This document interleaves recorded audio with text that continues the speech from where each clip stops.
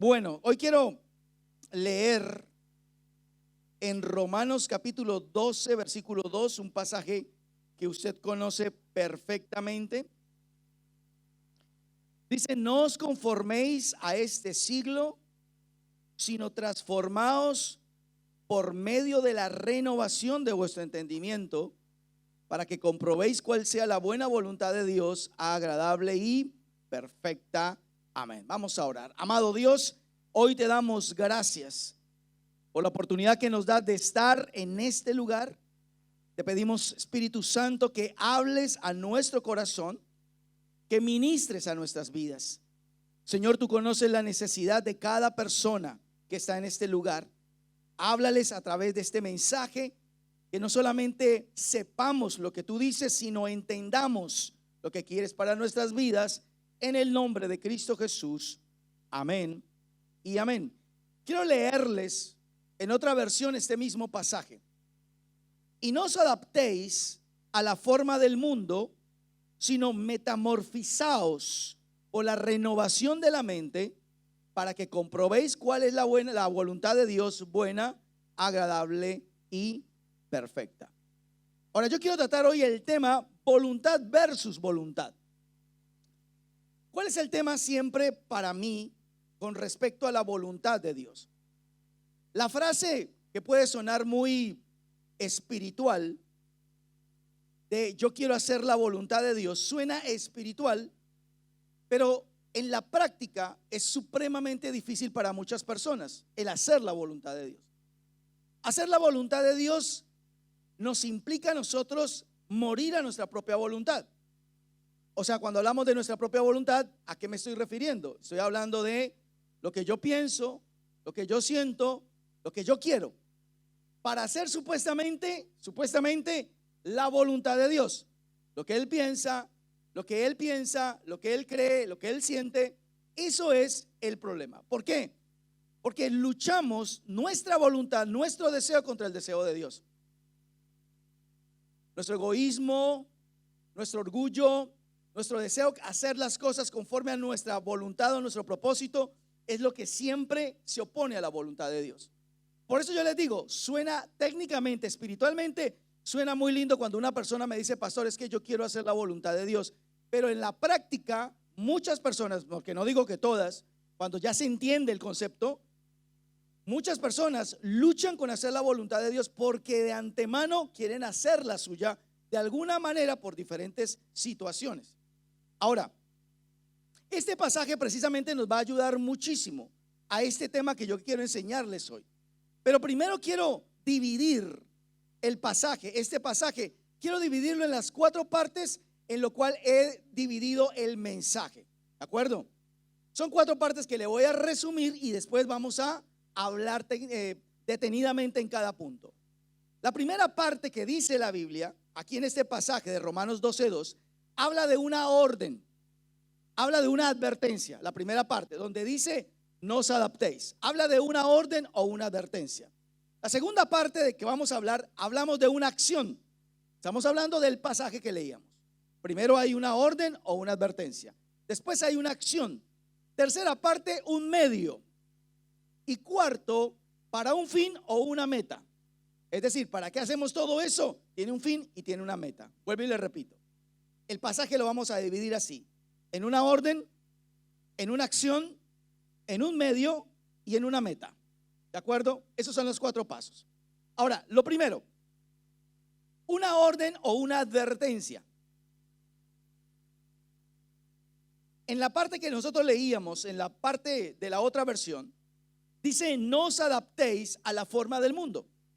El Señor a través de este pasaje dice: no os adaptéis. Está hablando de una orden, está hablándonos de una advertencia. No se adapten a la forma del mundo. Ojo a lo que le voy a decir. Una de las grandes cosas, escúcheme bien, que daña la voluntad de Dios en la vida nuestra es precisamente esta primera parte. La palabra adaptarse tiene 2 significados. La primera es modificar, es decir, es cuando una persona modifica cosas, cambia cosas de lo que son para ajustarse a algún tipo de situación. o ambiente o círculo en el cual se mueve. El ser humano necesita de la aceptación. Dios nos creó de esa manera, para amar y para ser amados. Nosotros necesitamos ser aceptados. Nadie puede lidiar con el rechazo. El rechazo daña la autoestima del ser humano. Por eso la gran mayoría de personas, cuando no tenemos este tipo de pensamiento, lo primero que hacemos para ajustarnos, adaptarnos a una manera de vivir, a una manera de ser, a un círculo en que nosotros estamos, es modificar cosas en nuestras vidas. Le voy a hacer una pequeña memoria o recordarles un poco la semana pasada cómo hablábamos de este hombre o este joven llamado José. José, a pesar de las circunstancias, en medio de la cautividad que tenía, en medio de ser esclavo, en medio de la tentación, jamás José se modificó, cambió sus principios, su ética para ajustarse a la situación que vivía. ¿De acuerdo? Modificamos muchas cosas de nuestra vida para ajustarnos a lo que nosotros vivimos. Pero el segundo significado de la palabra adaptarse es conformarse. Es decir, ajustarnos a una manera de vivir, ajustarnos a lo que somos. Este medio es así, estoy viviendo de esta manera y como ya tengo el control, ya sé cómo controlar la situación, me conformo, me ajusto. Es lo que tengo, es lo que soy, es lo que puedo controlar, a pesar de que no está bien, puedo controlar. Y la persona lo que hace es adaptarse. Significa que se ajusta a esa situación, aun cuando la situación no sea buena. Escúcheme bien. Aunque la situación no sea buena, nos ajustamos. Hay mucha gente que se acostumbra, escúcheme bien, a vivir en la pobreza. Se acostumbra, es mental la costumbre. Se acostumbra a vivir en una relación, no sé, destructiva, en una relación matrimonial que no está marchando bien, pero nos acostumbramos, manejamos la situación. Miren, como nunca antes, en estos 31 años que llevo, 35 años que llevo en el trabajo de estar aconsejando, jamás había visto tanto caso de ataques de pánico, ataques de ansiedad en la juventud. Porque no estamos hablando de gente ya grande. Estos ataques de pánico y de ansiedad tristemente están ocurriendo dentro de la juventud. Porque se acostumbraron a vivir bajo ese tipo de situaciones. Se acostumbran a tomar aire, a respirar, a expulsar por la boca, a controlar la ansiedad, a controlar el pánico, pero nunca ser libres de ellos. Es lo que el pastor Castellanos enseñaba. Tenemos enemigos subyugados, controlados, o enemigos erradicados. Y la gran mayoría de la gente que se conforma, controla, subyuga sus problemas, no los erradica. Subyuga sus problemas emocionales, subyuga sus situaciones a nivel mental, subyugan sus pensamientos a nivel de enfermedad, porque puedes aprender a vivir con una enfermedad, acostumbrarte a la enfermedad. ¿Y sabe cuál es el problema con esa mentalidad? Es que directamente, escúcheme bien, cuando una persona se ajusta, cuando una persona no le gusta, sencillamente controla, sabe que no está bien, pero lo seguimos haciendo, es una persona que se niega a avanzar, es una persona que no sale adelante. ¿Saben por qué? Porque aún niegan y aún no quieren la bendición de Dios. Porque una persona cuando ya dice, esto es lo que soy, esto es lo que tengo, y se acabó el asunto, pues sencillamente tampoco, escúcheme bien, tampoco quiere la bendición de Dios y el milagro en su vida. El problema de uno tener esa mentalidad conformista. Mire, jóvenes que no tienen proyectos de vida, juventud que no tiene proyectos de vida, que no estudian, otros que trabajan y no trabajan. Porque hay gente que se acostumbra tanto a una mentalidad. Mira, hay gente que no es cuestión de trabajo, no es por problema de conseguir trabajo, es que aparte de todo seleccionan el trabajo. ¿Cuántas horas hay que trabajar? Si hay descansos, cuántos días, cuántas horas, si es muchas horas. Oh, por Dios, es terrible. Yo no trabajo bajo esas situaciones, prefiero quedarme en la casa. Y me he dado cuenta muchas veces de eso. O sea, eso que le estoy diciendo no es un tema que de pronto se me ocurrió. No, he tratado el tema. Es decir, no buscan trabajo. No buscan trabajo. Están viviendo bien. No tienen un proyecto de vida. Están viviendo de la misma manera toda la vida. su trabajo, su estudio es exactamente lo mismo. No buscan avanzar, no buscan crecer, porque han modificado, escúcheme bien, su mentalidad se ha sido modificada, su manera de ser ha sido más controlada. ¿Para qué estudio? ¿Para qué trabajo? Si tengo, no sé, a los papás ahí estando ahí, o de pronto me sostienen. O sea, todo lo que usted tiene que entender es que el ser humano es un ser de costumbres. Y mire lo que dice aquí en Jueces capítulo 6 versículo 11, que es un pasaje y una historia que usted conoce. Jueces 6:11 dice: y vino el ángel de Jehová y se sentó debajo de la encina que está en Ofra, la cual era de Joás Abieserita, y su hijo Gedeón estaba sacudiendo el trigo en el lagar para esconderlo de los madianitas. Y el ángel de Jehová se le apareció y le dijo: Jehová está contigo, varón esforzado y valiente. Usted entiende el contexto, escúcheme bien. El contexto es de un hombre que se conformó a vivir en una situación. Queridos matrimonios, queridos jóvenes, queridos hombres y mujeres, lo peor que usted puede estar viviendo, estar metido en una cárcel donde usted se conforma con lo que usted es o con lo que usted vive. ¿Saben por qué? Porque cuando te acostumbras a vivir en una cárcel de conformismo, te quita la identidad que eres realmente.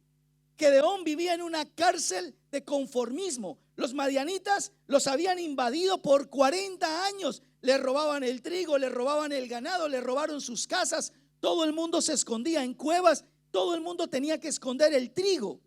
Cuando el ángel llegó y habló con Gedeón, Gedeón estaba escondiendo el trigo. Estaba escondiendo el trigo, estaba haciendo lo mismo que todo el mundo. Ya estaba controlado, ya sabía qué tenía que hacer. Recogía su trigo, sacudía el trigo, sacaba toda la semilla y lo guardaba. Eso hacía todos los años. Oye, Gedeón nunca pensó en hacer un ejército. Gedeón nunca pensó en rebelarse. Gedeón nunca pensó en salir adelante. ¿Saben por qué? Porque tenía un problema de autoestima muy baja. Cuando usted lee todo el texto, encuentra que Gedeón pensaba que su familia era pobre y que él era el menor, que él no tenía la capacidad. Pero increíblemente, escúcheme, cuando usted lee la palabra, aquí la que yo le leí, al finalizar, el ángel le dice, el saludo del ángel para este hombre es: Jehová está contigo, varón esforzado y valiente. ¿Qué tenía de esforzado y de valiente lo que estaba haciendo Gedeón? ¿Sabe qué significa? Dios sí sabía quién era Gedeón. Escuche lo que le estoy diciendo. Dios sabía quién era Gedeón, un hombre esforzado y valiente. El problema es que Gedeón no lo sabía. No sabía que él tenía un potencial más grande de lo que tenía actualmente. ¿Saben por qué? Porque decidió, y ojo a la palabra que estoy usando, decidió meterse en una cárcel llamado conformismo y vivir la vida como se tiene. Por eso Gedeón, mientras estuvo allí, hacía lo mismo que todo el mundo. Pero un día el Señor le habló y le dijo: eres varón esforzado y valiente. Yo me imagino que Gedeón quedó como: wow, ¿a quién le está diciendo ese tipo de cosas? ¿Por qué Dios me está diciendo ese tipo de cosas? Porque Dios sabía quién era él. Eso, querida iglesia, escúcheme bien, eso pasa cuando usted se queda metido o metida en una cárcel de conformismo y de cambios obviamente no positivos. Terminas perdiendo lo que eres, perdiendo quién eres y la capacidad y el potencial que tienes. ¿Sabes por qué? Porque como estoy conforme, ese conformismo no me deja salir a conquistar, avanzar, hacer un proyecto de vida, trabajar, soñar en grande, crecer. Nadie me va a permitir eso. Estamos metidos en una cárcel. Por eso Gedeón rápidamente, cuando el Señor empezó a tratar con él, Gedeón se convirtió en lo que se convirtió, en el libertador del pueblo de Israel. ¿Por qué? Porque fue un hombre que decidió, a través de su decisión, salir de la cárcel de donde estaba. Por eso, escúcheme bien, es tan importante esta parte que les estoy diciendo. La segunda parte habla de una acción que les decía. Habla de una acción que representa una opción. Mire lo que dice en la versión que les leía. Dice: sino metamorfizados. Dice: no os adaptéis a la forma del mundo, sino metamorfizaos, sino metamorfizaos. Fíjese que esa palabra sino es supremamente importante, aunque usted no lo crea. De pronto usted la ha leído muchas veces, pero ese sino implica que después de hablar de una advertencia, ese sino significa una opción. No se adapten, sino, es decir, les doy una opción y es metamorfizaos. Ahora, la palabra metamorfosis viene de esta palabra griega metamorfos. Pero metamorfosis, metamorfo, lo que está diciendo la Biblia es cambiar a una forma diferente de la actual. Escúcheme bien. No está hablando de hacer cambios de medios o poner paños de agua tibia, como decimos, sino que usted puede entender que la persona que realmente quiere salir de esa cárcel tiene que aprender, escúcheme bien, tiene que tomar una decisión, porque es una acción, no es algo pasivo, es activo. Y la metamorfosis significa la decisión de cambiar, la manera de transformar mi vida en una persona totalmente diferente. Ahora mire lo que dice Lucas 15, versículo 17, una parábola conocida. Lucas 15, 17 dice: y volviendo en sí dijo: ¿cuántos jornaleros en casa de mi padre tienen abundancia de pan? Y yo aquí perezco de hambre. Me levantaré, iré a mi padre y le diré: Padre, he pecado contra el cielo y contra ti. Ya no soy digno de ser llamado tu hijo. Hazme como a uno de tus jornaleros. El hombre que habla aquí no es el mismo que empezó en la parábola. Usted recordará que un hombre, un joven, se acerca a su papá, seguramente con la mentalidad que teníamos cuando éramos jóvenes, y los que son jóvenes, que siempre estamos pensando que nuestras casas y nuestros padres la casa es una cárcel y nuestros padres son unos carceleros. Y este hombre pensó de la misma manera. Imagínese, le dijo: papá, necesito que me des tu herencia. Ya estoy aburrido de que me estén dando órdenes. Quiero hacer mi vida, tomar mis propias decisiones, hacer lo que yo quiera. Si quiero ir a la iglesia voy, cuando no quiero, no quiero. Déjeme hacer mi vida. Así que el padre le entrega la herencia. De pasar a, no sé, administrar 1,000 pesos, ahora tiene que administrar 1,000,000 y millones de pesos. Este hombre, obviamente, este joven se volvió loco y logró lo que quería. Vivió una vida loca, empezó a hacer todo lo que supuestamente en la casa de su papá no le dejaban hacer. Dice que malgastó, nunca invirtió el dinero, lo malgastó. Y cuando solamente sacas dinero y no entra, se te acaba el dinero en algún momento. Fíjese que este hombre, cuando salió de la casa del papá, pensaba que estaba saliendo de la cárcel, que me estoy saliendo de ese yugo de mis papás. Quiero hacer las cosas como yo quiera. Y no es distante ni diferente a nuestros tiempos actuales. Porque yo sé de los que ya están grandecitos acá y algún día hicieron lo mismo. Después se dieron cuenta que no era tan cárcel ni tan carcelero los papás.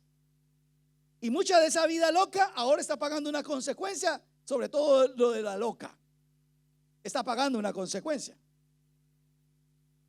Ahora, dice la Biblia que ese hombre empezó a gastarse todo y este joven en algún momento se quedó sin plata.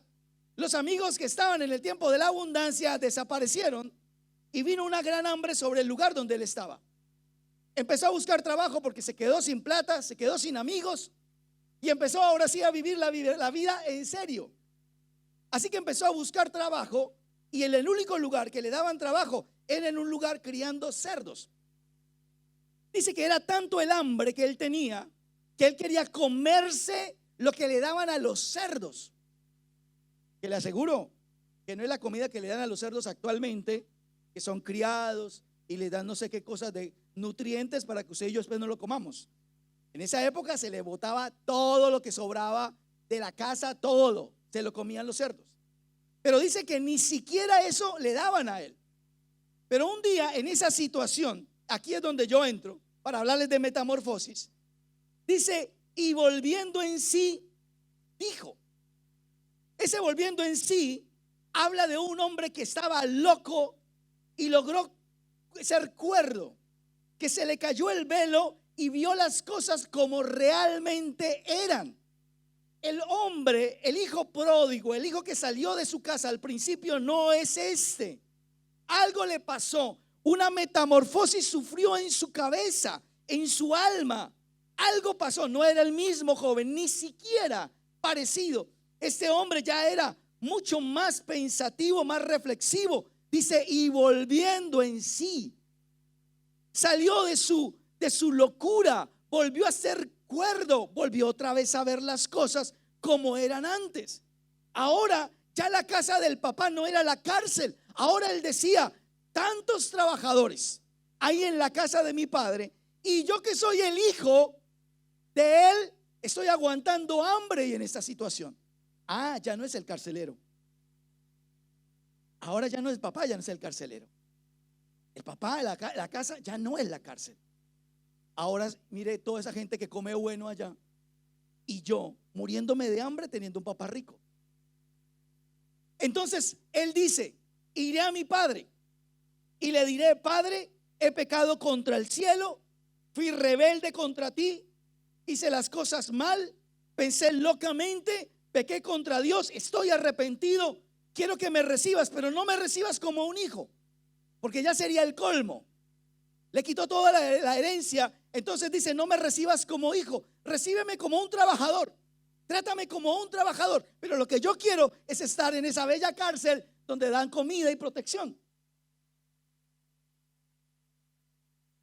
Si se dan cuenta de la mentalidad, cómo cambió, la metamorfosis que sufrió este hombre. No era el mismo, no veía las cosas de la misma forma. Por eso escúcheme bien, cuando estás metido en un tema de conformismo en tu vida, tu manera de pensar es muy diferente.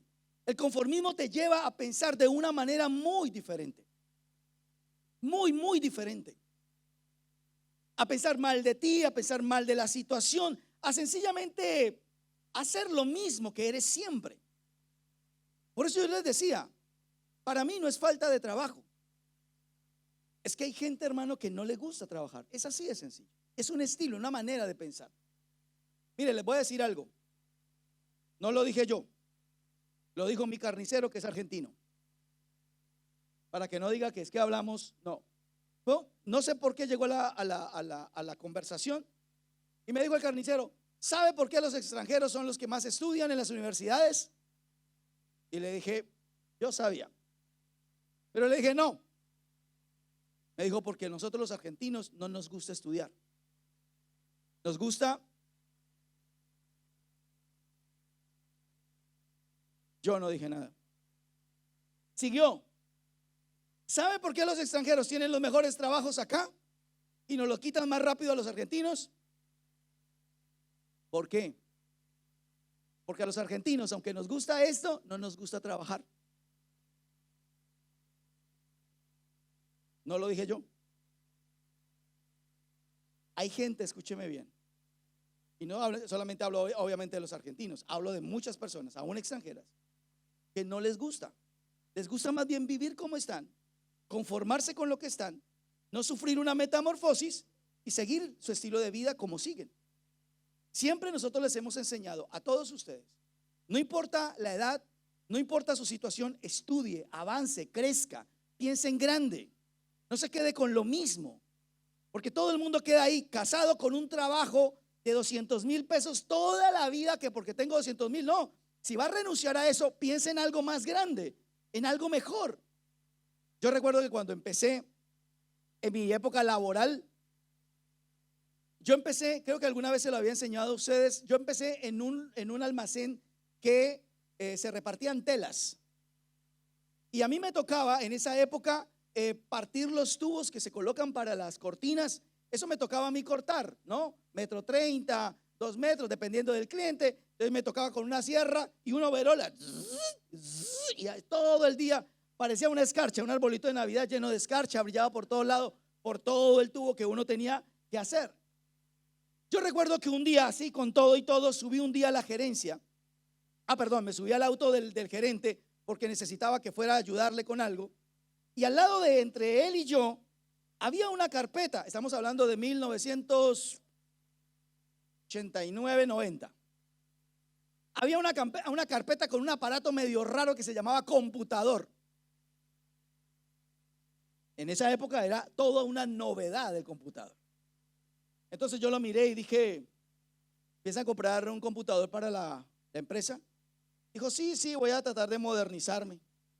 Y yo, en esa época yo era cristiano. Y yo dije, esta es una oportunidad. Me puse a orar y yo le dije, Señor, yo quiero como subir de rango, no me quiero quedar toda la vida partiendo tubos. Y al otro día me subí, ya cuando yo sentía como que, sí, como que el Señor me estaba diciendo, hágale. A veces son decisiones de esa manera. Y me subí con el overol lleno de escarcha donde el gerente. Y le dije, ¿será que me puede permitir 5 minutos? Me dijo, ¿qué necesita?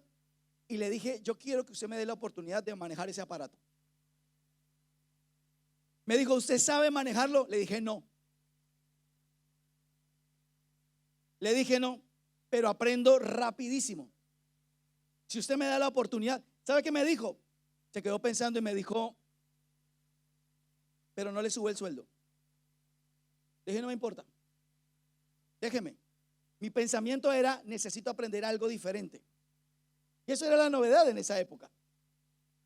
Entonces me dijo, pero usted sabe la responsabilidad que tiene. Aquí me tiene que meter inventarios, aquí me tiene que poner las comisiones de los vendedores, aquí tiene que manejarme los bancos, las cuentas, bla, bla, bla, bla. Y le dije, sí, yo lo sé, pero déjeme el trabajo. Me dijo, listo, arranque, pero no le va a subir el sueldo. Eso sí me lo dejó claro. De lunes a viernes trabajaba en la oficina porque eran 2 pisos. Entonces los del primer piso era estrato bajo, todos los del almacén. El que subía al segundo piso, al primer piso, era el capo de la empresa. Y a mí me tocaba subir al primer piso. La ropa me cambió, todo cambió porque era de la oficina ahora. Ya no tenía overol. Entonces subí y arranqué mi primer día con una ingeniera que me acuerdo. Una ingeniera que me enseñó en esa época, queridos jóvenes, que ustedes no me van a entender ni jota de lo que les estoy diciendo, pero en esa época manejar un computador era difícil, terriblemente difícil, porque todo era programado, no había que cargue las aplicaciones y darle un clic acá, no, era súper difícil. La ingeniera hacía y me metía a toda la programación y esa programación después aparecía en el otro lado. Y yo empecé a aprender muy rápidamente eso. De lunes a viernes trabajaba en la oficina y los sábados lavaba los baños en la empresa. De lunes a viernes trabajaba en la oficina, pero los sábados me ponían a lavar los baños. Y yo, no hay problema, le lavo los baños, no me suba el sueldo, porque mi mente estaba proyectada para otra cosa. Yo dije, acá me voy a quedar 1 año, voy a aprender esto y después me voy a otro lugar con una experiencia de 1 año y las cosas van a cambiar. Y al año, exactamente al año, cambio de trabajo, renuncié al trabajo, me busqué otro trabajo y como en esa época el computador era algo novedoso, pues en la otra empresa, que era una ferretería de importación, me dijeron, queremos un jefe de sistemas. Yo no soy ingeniero en sistemas, no tenía sino 1 año de aprender. 1 año tenía. Y yo le dije que sí. Me triplicaron el sueldo con la que estaba allá. Cuando yo arranqué esa nueva etapa de mi vida fue otra cosa diferente. Pero nunca, escúcheme bien, en mi vida cristiana jamás yo he creído que Dios me tenga para una sola cosa. Jamás he creído eso. Siempre he creído en un Dios que nos lleva de menor a mayor siempre, todos los días. Pero eso hay que sufrir una metamorfosis y salir de nuestra cárcel. La tercera cosa es un medio. Entonces dice, transformaos o metamorfizaos por medio de la renovación de vuestro entendimiento. Entonces, el medio es, ¿cómo hacemos esa metamorfosis? A través de la renovación de nuestro entendimiento. La palabra renovación significa algo nuevo. Escúcheme bien. Ojo, algo nuevo, hacer algo nuevo. ¿Sabe cuál es el tema? Yo esto se lo voy a repetir, no sé si hasta el último día que Dios me tenga con vida, hasta que yo vea que ustedes me lo entienden claramente y me lo aplican en su vida. Y es lo peor que usted puede hacer, es tener en su mente revuelto cosas nuevas y cosas viejas. Porque renovación significa algo, hacer algo nuevo. Y para hacer algo nuevo tienes que quitar lo viejo, sacar lo viejo. Lo que no sirve de tu mente hay que sacarlo. Mire lo que dice acá, interesante, porque las respuestas todas se las tengo bíblicamente. Libro de Mateo, capítulo 9, verso 16, en la versión Biblia viviente. Mateo 9, 16. Mire lo que dice. A nadie se le ocurre, me gusta, a nadie se le ocurre remendar un vestido viejo con una tela nueva, porque lo más probable es que la tela nueva se encoja y rompa la vieja, con lo cual la rotura sería mayor. Y a nadie se le ocurre echar un vino nuevo en odre viejo, porque los odres se romperían y se perdería el vino y los odres. El vino nuevo se debe echar en odres nuevos para que ambos se conserven. Hasta ejemplos y casos y consejos de sastrería nos da la Biblia. Jamás cometa el error de que si le va a poner un parche a un vestido viejo, ya usado, que ha lavado, que se ha encogido, si ve que a veces a los hombres les pasa eso o nos pasa eso. Usted, porque me toca con unos amigos con los que juego pelota, les compré un uniforme y ahora resulta que el jabón les achicó la camiseta. Pero suele suceder, ¿no? Usted se compró una camiseta y cuando se la compró le quedaba súper bien. Un año después la camiseta ya encogió. Digamos que fue la camiseta la que se encogió. Pero pasa o no, pasa. Un pantalón que antes a usted le quedaba súper bien y después se encogió el pantalón. Casi que no me cierra. Es que se encoge la tela malísima. Malísima la tela. Suele ocurrir. Pero el Señor lo que dice ahí es, si usted pone el parche, la parte nueva para remendar, la nueva, la tela nueva que está ahí de parche, cuando se lave se va a encoger y va a arrastrar la vieja y la va a romper. Va a ser más grande la rotura. También hablaba del vino nuevo. Dice, si el vino nuevo se lo pone en un odre que ya se dio, recuerde que los odres eran en cuero de animal, cuando ya había efervescencia, cuando ya había fermentación en el vino, se expandía por los gases el odre, ya no podía seguir más extendiéndose. Entonces, si el vino nuevo lo ponías en un odre que ya estaba viejo, que ya se había expandido, cuando se volviera a expandir se rompía. Entonces, el consejo del Señor es, mire, el vino nuevo en odres nuevos se tiene que meter, porque eso es lo que conserva los dos. Ni se rompe el uno ni se pierde el otro. Querida iglesia, escúcheme bien. ¿En dónde está el problema aquí? Es cuando usted mezcla lo nuevo con lo viejo.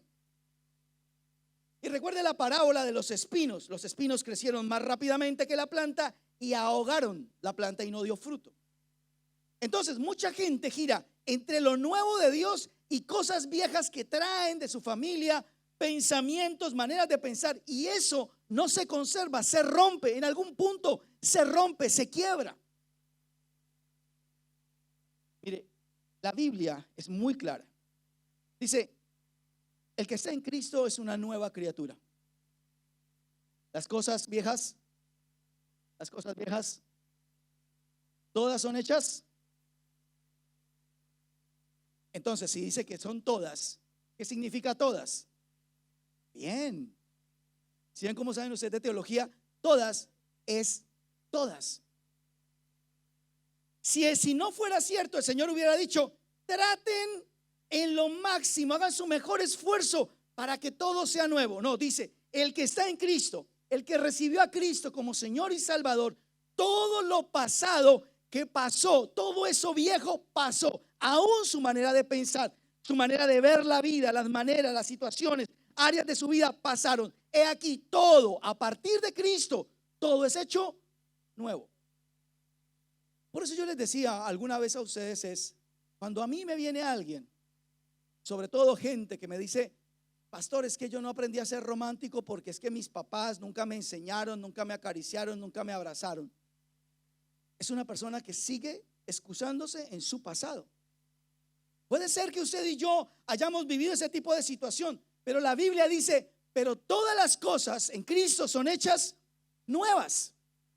Por eso muchos hombres no pueden ser mejores esposos, porque están metidos en una cárcel de conformismo. Así soy, así me enseñaron o no me enseñaron, pobrecito yo. Entonces, ¿cuál es el problema?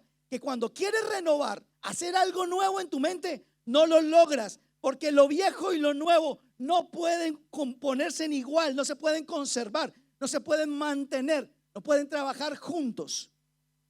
Esa fue la enseñanza de Jesús. Lo nuevo y lo viejo no puede estar juntos. El vino nuevo, que son los pensamientos nuevos, son los que tienen que empezar a meterse en una mente nueva. ¿Qué significa eso? Todo lo viejo usted tiene que sacarlo de su mente. Frustraciones, fracasos, soledad, muerte, dolor, resentimientos, todo lo que en mi mente no sirve, tengo que hacerlo totalmente nuevo. Por eso la Biblia habla acerca de la renovación.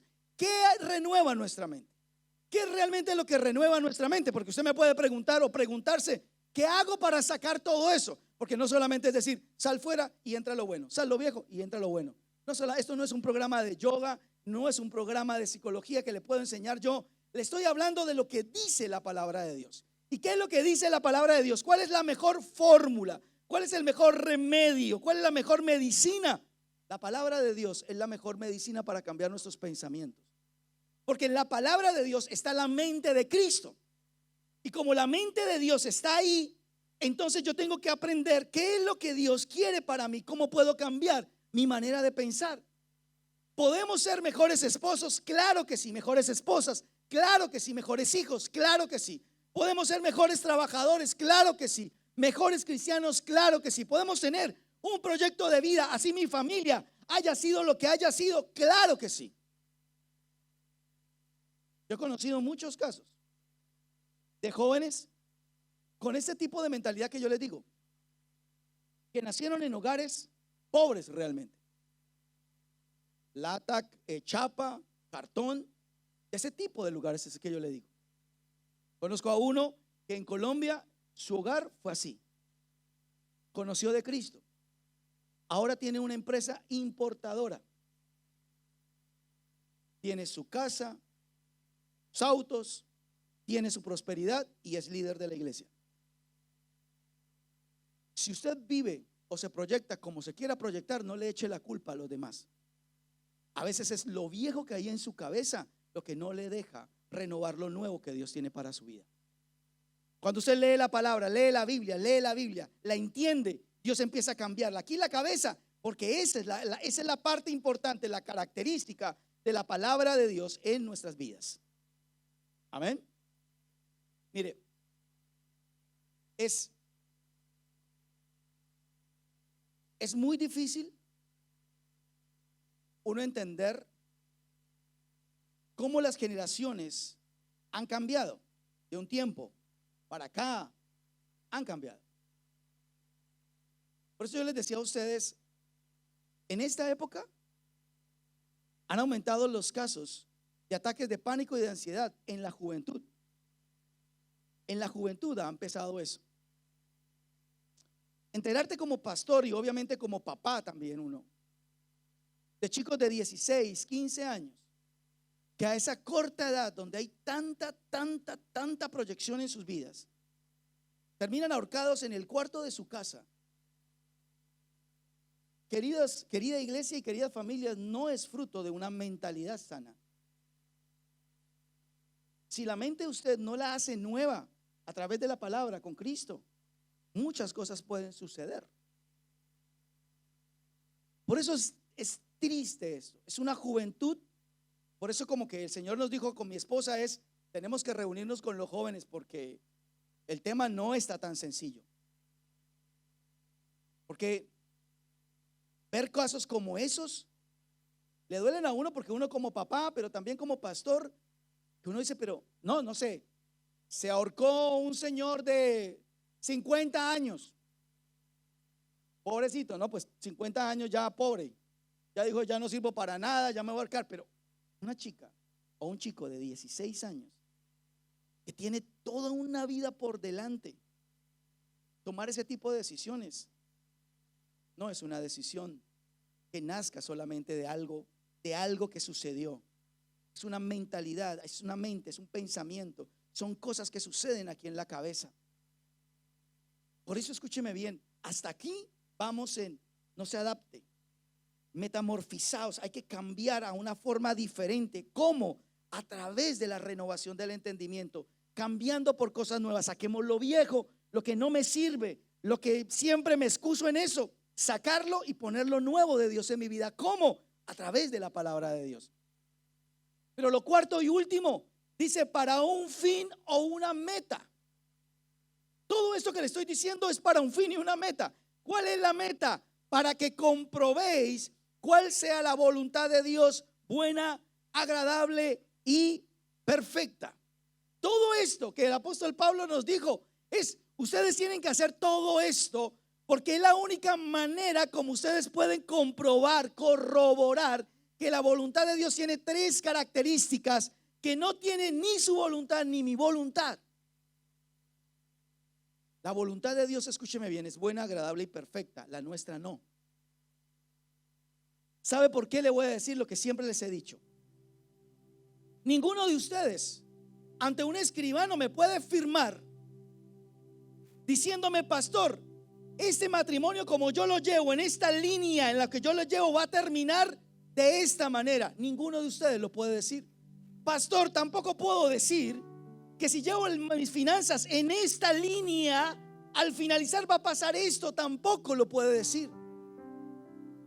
Si usted está manejando sus sentimientos, queridos jóvenes, no me pueden decir ante un escribano, si yo sigo manejando mis sentimientos de esta manera, voy a terminar así. No lo puede decir. ¿Sabe por qué? Porque no sabemos cómo va a terminar eso. No lo sabe usted.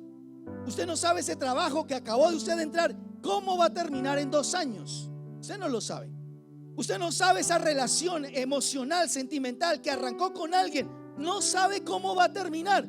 Puede ser su más grande alegría, como puede ser su más grande dolor.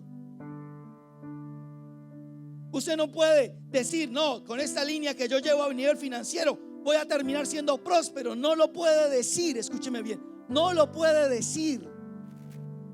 No lo puede decir. ¿Sabe qué?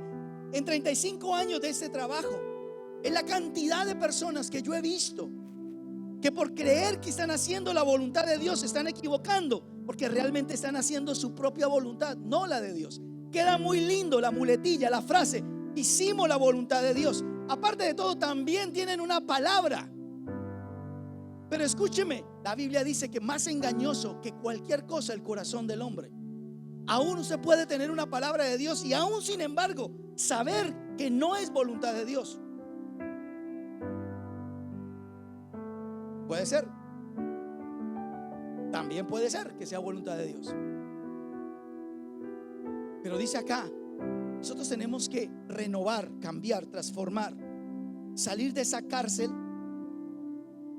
y comprobar que la voluntad de Dios dice que es buena.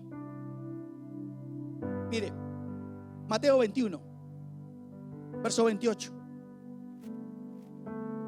Pero ¿qué os parece? Un hombre tenía 2 hijos y acercándose al primero le dijo, hijo, ve hoy a trabajar en mi viña. Respondiendo él dijo, no quiero, pero después arrepentido fue. Y acercándose al otro le dijo de la misma manera. Y respondiendo él dijo, sí, Señor, voy. Y no fue. ¿Cuál de los dos hizo la voluntad de su padre? Dijeron ellos el primero. Jesús les dijo, de cierto os digo que los publicanos y las rameras van delante de vosotros al reino de Dios. Jesús lo que trató de enseñar fue esto. Lo importante no es que sepas la voluntad de Dios. Lo importante es que la entiendas. Te lo repito, lo importante no es que usted sepa la voluntad de Dios, sino que la entienda. Porque el primer hijo dijo no voy, pero al fin y al cabo fue. Y el otro dijo sí voy y no fue. Entonces la pregunta del Señor, ¿quién de los dos hizo la voluntad del Padre? Hizo, no supo. Los dos supieron, sabían cuál era la voluntad del Padre, pero solamente uno entendió la voluntad del Padre. Entonces, ¿qué es lo que dice la Biblia?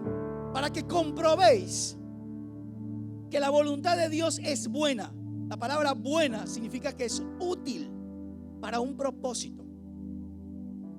Significa que lo que Dios a nosotros nos marca, nos dice. Y yo siempre recomiendo es, mire, la voluntad de Dios no se escoge porque se le abra una puerta. La voluntad de Dios no se escoge porque usted me dice que ayunó hoy y ya mañana dio la respuesta, porque eso no es así. Para encontrar la voluntad de Dios hay que pasar mucho más tiempo, porque hay que hacer morir muchas cosas que de nosotros acá no nos deja entender esa voluntad de Dios, que escúcheme, es buena. Es decir, lo que Dios quiere para su vida y para mi vida siempre va a ser útil. ¿Cuántas voluntades, cuántos deseos nuestros, escúcheme, no fueron útiles? Fueron inútiles para nuestras vidas. Mire, una pareja se sentó un día y me dijo: nos vamos para aquel lugar. Cuando yo escuché lo que ellos tenían que decir, yo les dije: me parece loco lo que ustedes están diciendo. No, pero Dios nos dio una palabra. No, sí, yo entiendo que Dios les dio una palabra,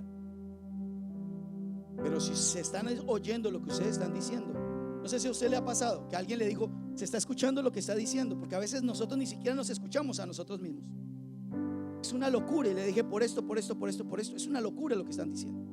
No, es que Dios nos dio una palabra, y Dios nos dio una palabra, Dios nos dio una palabra, nos abrió las puertas. No es mi matrimonio. Están divorciados.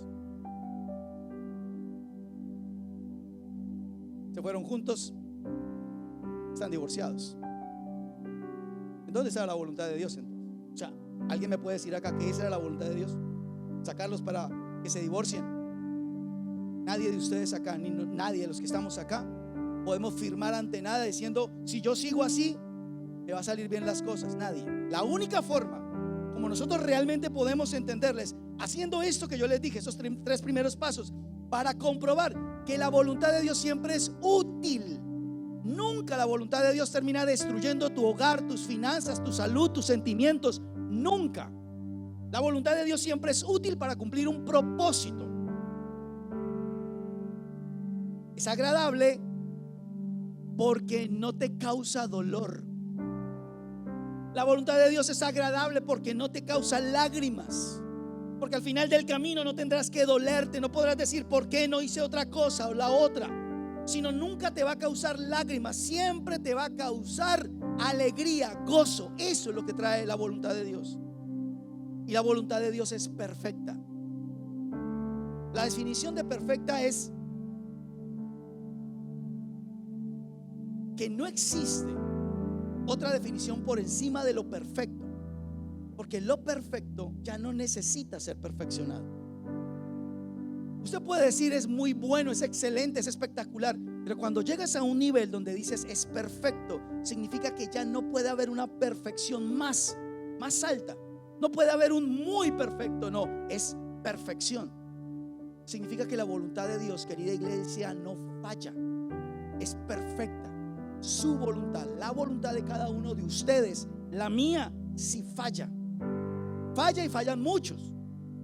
Muchas veces fallan.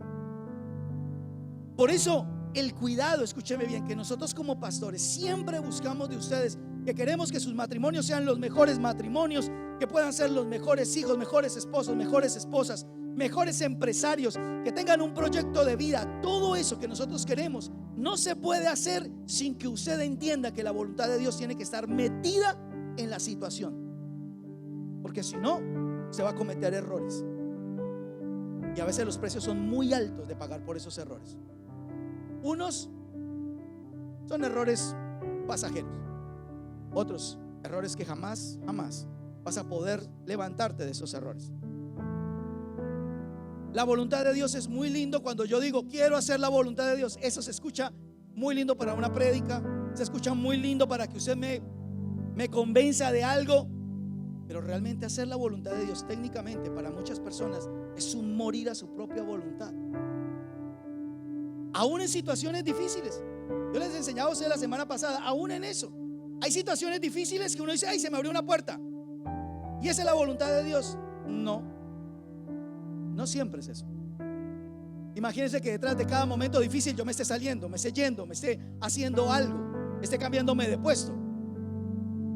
Es increíble, mire, a veces las personas, no sé por qué, cuando tienen como que dicen, tengo que salir de algún lado, tengo que renunciar, tengo que dejar cualquier cosa, siempre me dan el mismo pasaje. Qué lío cuando lleguemos todos a ese mismo pasaje. Cuando llegan a Génesis capítulo 12, donde dice, y el Señor le dijo a Abraham, sal de tu tierra y de tu parentela. Entonces ese día tenemos que irnos de algún lado, es la idea. O sea, el día que usted lea eso, tiene que divorciarse, tiene que irse del país, tiene que salir de la ciudad, tiene que salir del novio, de la novia, se tiene que ir del trabajo, del estudio. Es exactamente los mismos pasajes. Escúcheme bien. Siempre nosotros, como pastores, lo que queremos es guiarlos. Usted puede hacer con su vida lo que usted quiera, obviamente usted es libre de hacerlo. Pero es más lindo cuando alguien lo está guiando, porque a veces uno está tan sumido en la situación que un tercero ve las cosas más claras porque está desde afuera. Cuando tú estás desde adentro de tu situación, a veces tu voluntad te juega varias cosas raras. Entonces necesita uno un consejo de afuera. ¿Cómo la ve? ¿Cómo está ahí? Y no siempre las situaciones difíciles me obligan a hacer algo. A veces las situaciones difíciles son para eso, para formarle la fe, para formar el amor, la confianza en Dios, la dependencia en Dios, etcétera, etcétera. Por eso escúcheme bien, querida iglesia. Voluntad de Dios es buena porque es útil, con un propósito. Es agradable porque nunca nos causa un dolor. Nunca por hacer la voluntad de Dios habrá una lágrima, garantizado. Y haciendo la voluntad de Dios, vamos a la fija. Nunca va a haber fallas en el plan de Dios para nuestras vidas. Nuestra voluntad siempre tendrá fallas. Amén. Vamos a ponernos en pie. Vamos a orar. Cierre sus ojos allí donde usted está.